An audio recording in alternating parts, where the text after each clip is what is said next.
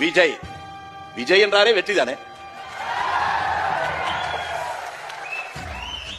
சாதாரண பாமரனுக்கு தெரிகிற ரெண்டு செய்தி. ஒன்று, இந்த நிகழ்ச்சியுடைய தலைப்பு. இந்த நாட்டில் 1000 கட்சிகள் வந்திருக்கிறது. எத்தனையோ கட்சிகள் நேற்று வந்தது, முந்தா நாள் வந்தது, அதுக்கு முன்னால் வந்தது, நாளைக்கு வரலாம். ஒரு கட்சி துவங்கி ஒரு மாதத்திற்குள்ளாயே இந்த கட்சி ஆட்சியை பிடிக்குமா பிடிக்காதா என்று ஒரு பட்டிமன்றத்தை எப்போதாவது நடந்திருக்கிறதா? அது மட்டும் வெற்றி அல்ல.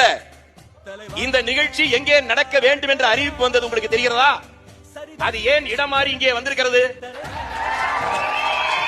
இந்த கேள்விக்கு நீங்கள் விடையை தேடினாரே, விஜய் என்கின்ற ஒற்றை சொல் ஆட்சி அதிகாரத்தில் இருக்கக்கூடிய உச்சாணியில் இருக்கிறவருடைய அவர்களையே உலுக்கி போட்டிருக்கிறது.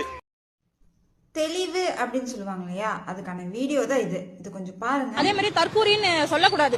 எதுக்கு தற்கூரின்றது தவறான ஒரு வார்த்தை. இப்ப இருக்கிற ஆட்சியில தான் சார் நிறைய பேர் கை நாட்டா இருக்காங்க. ஆக்சுவலா அவங்க தான் தற்கூரி, நாங்களாம் தற்கூரி கிடையாது. தற்கூரி எல்லாம் இவ்வளவு பேர் யாரும் வரமாட்டாங்க. விஜய் வந்தா மக்களுக்கு ஒரு நல்லது செய்வார்னு நாங்க நம்புறோம். பெண்களுக்கு சட்டம் ஒழுங்கு பாதுகாப்பு சரியா இருக்கும் நம்புறோம். அவர் கொள்கை இல்ல, கொள்கை தலைவர் இல்ல, அவர் அடிப்படையா என்ன கருத்து வச்சுக்கிறாரு, அந்த கருத்து வச்சுக்கிறாரு, அதெல்லாம் எதுவும் கேட்கக்கூடாது. பிறப்புக்கும் எல்லா உயிருக்கும் சொல்றதுலயே அவர் கொள்கை எல்லாமே அடங்கி போயிருக்கு. அப்புறம் என்ன சார் கொள்கைன்னு புதுசா இவங்க கொள்கையை கேட்கறாங்க, எங்களுக்கு ஒன்னும் புரியல. அப்புறம் செயல் திட்டம், அந்த திட்டம் பண்ணல, இந்த திட்டம் பண்ணல, எந்த திட்டத்தை இவங்க கேக்குறாங்க? இப்ப திட்ட அறிக்கை அவர் நிறைவேற்றிட்டாருன்னா அதை வச்சு இவங்க ஒரு அறிக்கை போட்டு இவங்க ஒரு இது ரெடி பண்ணுவாங்க. அதெல்லாம் சரி வராது. அவர் எப்ப தேர்தல் அறிக்கை விடணும்ன்ற அவருக்கு தெரியும். இவ்வளவு பாதுகாப்பு கொடுத்து இவ்வளவு வர தெரிஞ்சவருக்கு அதெல்லாம் செய்ய தெரியாது. இப்ப இருக்கிற திமுக சரியா ஆட்சி கிடையாது. ஏழை எளிய மக்களுக்கு எதுவும் நல்லது செய்யறது கிடையாது. இந்த புரிதல் இருந்தாலே போதுமானதுங்க.